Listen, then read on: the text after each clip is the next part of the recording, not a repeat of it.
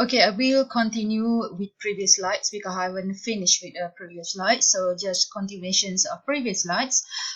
Climate can interact with one another to produce behavior. For example, actually in the organization there are many climates. So for example, in the organizations that encourage empowerment, so this climate of empowerment can interact with one another. For example, with the climate of personal accountabilities. So when the organization encourage empowerment, that's mean giving employees freedoms to decide on their own performance, on how to perform their job, and so on. So this actually need to have employees with personal accountabilities. So if let's say the organization give employees empowerments, but the employees do not have personal accountabilities, so this actually this climate wouldn't be able to produce behavior. I mean effective behavior.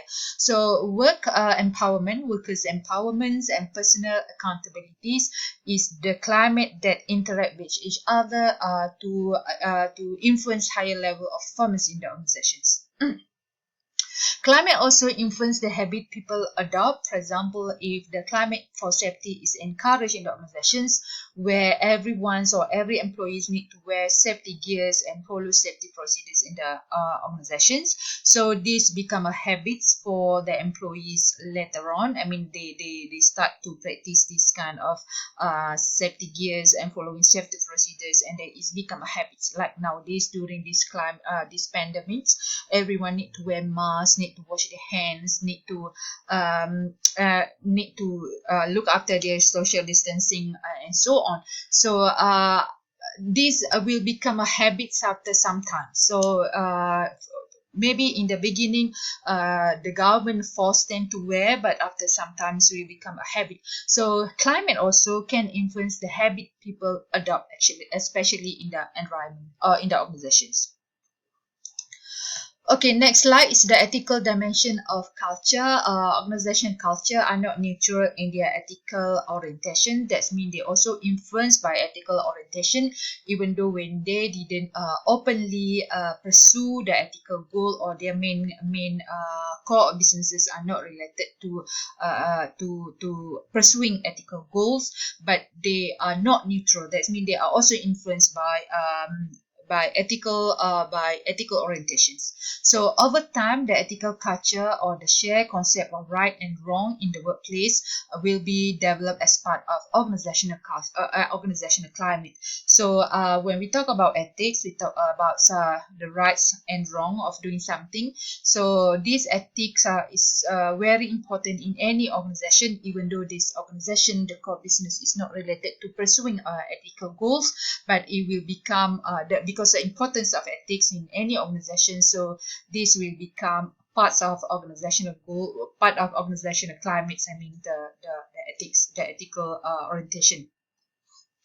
The ethical climate reflects the true values of the organizations and shape the ethical decision making of its members. So ethical climate. So when ethics is part of the organizational climate, so it becomes ethical climates. Ethical climates will reflect on the true values that employees pursue, and also will shape the ethical decision making of their employees. So when the organizations are influenced by ethical climates, so their employees also will base their decision making, their practices, and anything based on ethics or ethical orientations.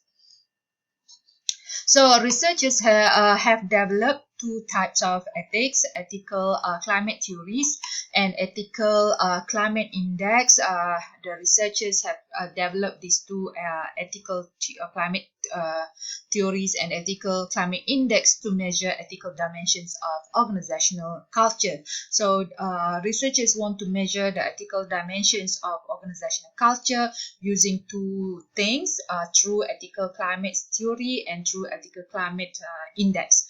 So they come up with the 6 categories, but only 5 categories are considered most prevalent in the organization. So these 5 climate categories consist of instrumental, caring, independence, law and codes, and rules. So these categories explain the general mindset and expectations and values of the managers and employees in the relationships to their organizations.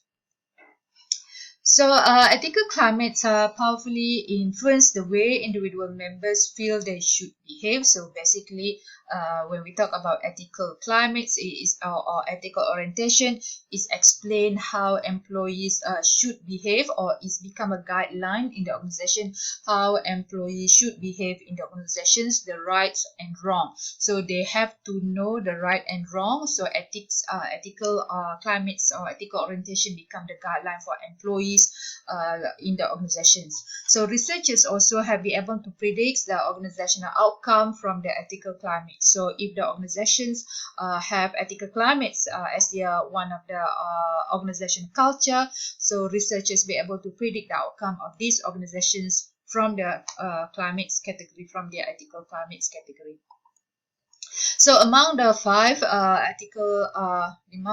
of these climate categories, instrumental is normally negatively related to job performance, to job satisfaction, to organizational commitments.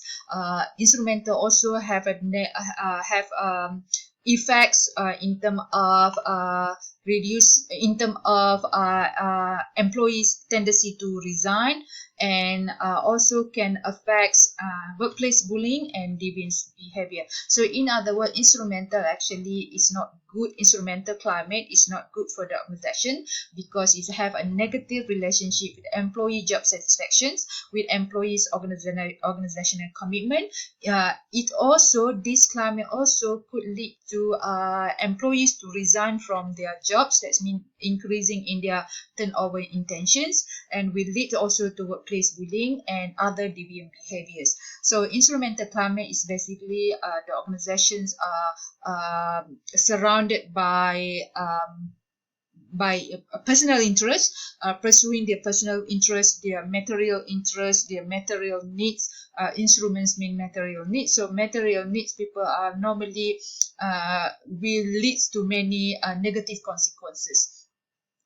Carings and rule, these and other categories of climates. Carings and rule climates, however, have a positive associations with job satisfactions.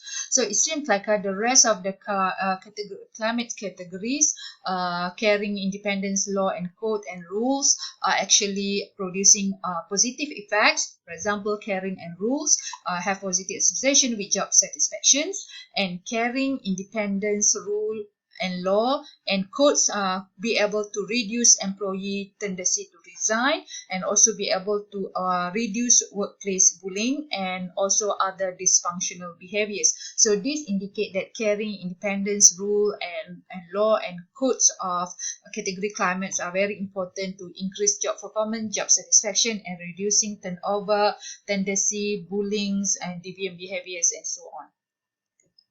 So study of ethical climate of the workplace outcomes suggests that some climate categories are likely to be found in certain organizations. So based on the research on ethical climate, they found out that among these 5 climate categories, actually this category can be based on the industry. Some categories are very prevalent, can easily be found in many of the industries. For example, here industry with exacting standard such as engineering, accounting, they have the standards and rules and regulations how to do the jobs. So this kind of industry with these exacting standards tend to have rules or a law and code climate. So this kind of industry they tend to have climates of rule and laws and code. So this is these climates categories are very positive, very important, and could have a positive relationship with employee job satisfactions, with lower turnover intentions, and also lower workplace bullying and other dysfunctional behaviors. However, industry that thrive on competitiveness, such as financial trading or marketing, for example, any industry who just survive based on the competing with other company, I mean, based on competing in terms of finance, in terms of market share, and so on. Normally, the climate are surrounded by industrial ethical climate, or by instrumental climates. So any industry that that's used or surrounded or influenced by instrumental climates tend to have negative effects on employee satisfactions, and positive effects on turnover intention, bullying, and so on.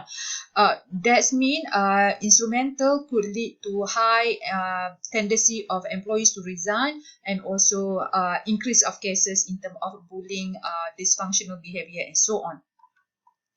And however, in general, we cannot make a conclusion to say that instrumental climates are always bad or caring climates are always good. We cannot make a generalizations indicating that instrumental climates are always bad and caring are always good, because according to textbook, we need to collectively measure the level of moral sensitivity, judgment, motivation, and character of the organizations, and how and then we'll be able to judge the strength and influence of this ethical climate on us. So before we measure collectively the moral sensitivity, judgment, motivation, and character of our organization, we cannot say that instrumental climates are actually bad, or caring climates are good, always good, but it's based on our collective measuring of these element: moral sensitivity, judgment, motivation, and character. Okay, moving to sustainability, a little bit of sustainability. Sustainability really is referring to the practices that can be maintained over a very long period of time, because the tool and structures that support the practice are not damaged by the process. So when we talk about sustainability, we talk about how we want to maintain, how we want to preserve the earth or the nature, for example, for a long time, because the tool and the structure that we use support the practice are not damaged. So there are two types being given here: social sustainability practices and sustainability management. So when we talk about social sustainability practices, we talk about our relationship with others involved of social interactions. So social sustainability practices address the way social systems are affected by an organization's action over time. So we have two things when we talk about social sustainability practices: the way our social system, our social system in terms of the way the society being developed, community interaction, and so on, are affected by the organization actions over time. We maybe learned in the previous few previous chapters that organizations have responsibility towards stakeholders, towards people outside the organization. So their action, also the organization actions, may have a consequence to the people outside the organization. So social sustainability practices address the way social system, that means the society system, are affected by the organization actions. If the organizations, for example, are not really sustainable, they just throw their waste, or they just throw their waste like not in the proper way, or they just pollute, producing more pollutions when in terms of their manufacturing process, operation, and so on. So their practices actually influence or affects people outside affects social system, and in turn that means as a result how changing social system may affect the organization. So it's not only the organizations that affect the outside people, that means the society outside the organization. The society, in result of the actions of the organization, will also affect the organization back. So it's kind of two-ways interactions when we talk about social sustainability practices. That means the practice, the action of the organization affect people outside of the society, and the society action also affects the organization. So if organizations practice sustainability, it will affect positively on the society, and society also will receive a positive influence from the organizations and will also positively influence the organization back. So positive affect positive, negative will be affect negatively on the rest of the people.